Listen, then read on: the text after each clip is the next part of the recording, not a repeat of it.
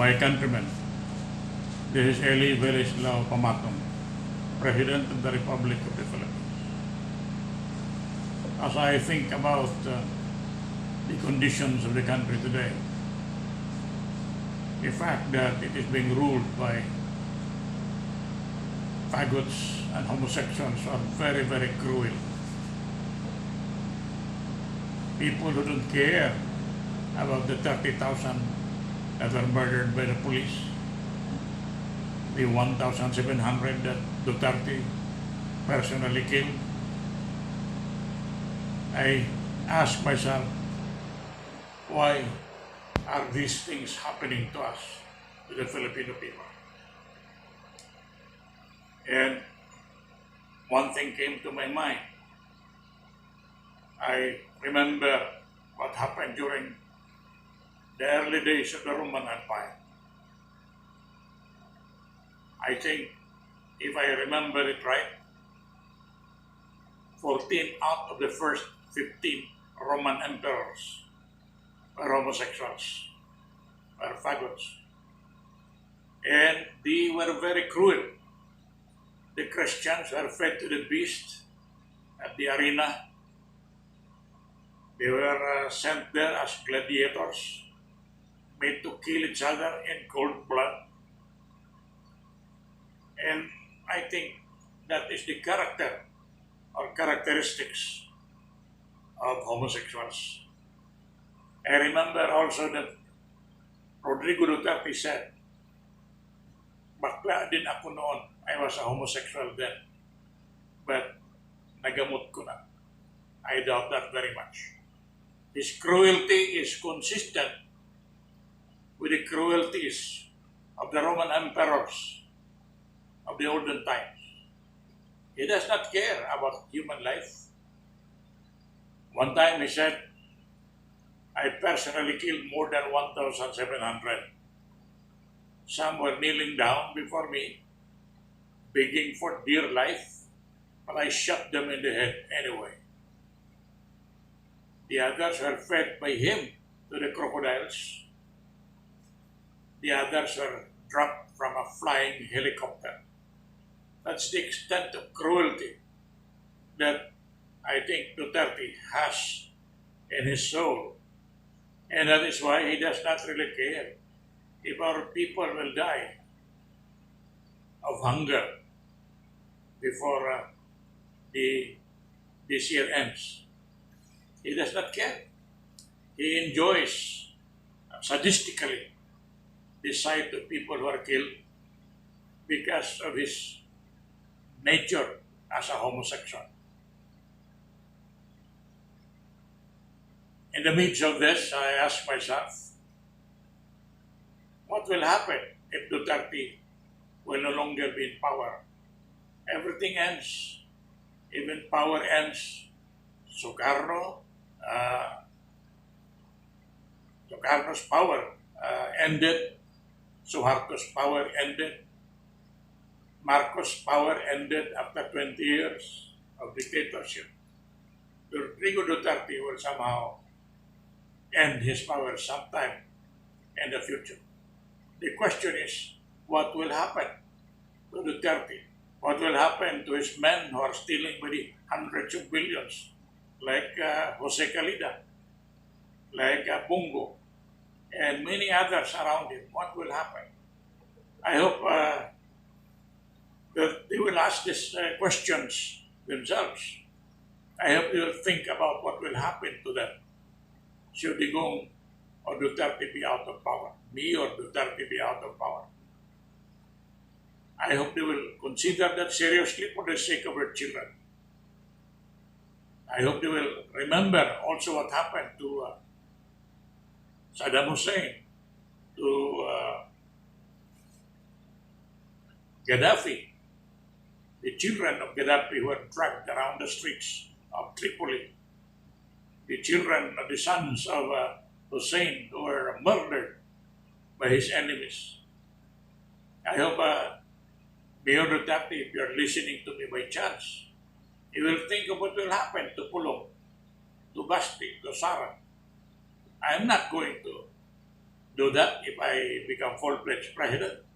But there are thousands and thousands of people who were killed by you, 30,000. You admitted that you killed 30,000 through HGK. You admitted that you killed more than 1,700 yourself, personally. What will happen to your children when you are gone, when you are out of power? Don't you think that the thousands upon thousands of people who have left widows and orphans will not look for you? Don't you think the avenging hand of history will not look for you and inflict the most brutal punishment that you could not even imagine? I am reminding you this, especially the others around Duterte, because that will surely happen. Probably they have forgotten. In the midst of power, they have forgotten what will happen to them. Where will you take your millions? Where will you hide in these modern times, in this day and age, where we can look for someone anywhere in the world? Where will you hide? You cannot hide even in the remotest corner of Canada and mingle with the Inuit of Canada. You cannot, there is no other place to hide. Probably you are stealing as much as you can, because you cannot imagine what will happen to you after Duterte is gone, because you are not thinking about it. I want you to think about it, that if Duterte falls, as everything falls, then you will have to reckon with what you are doing now. What is going on in the Philippines is so cruel.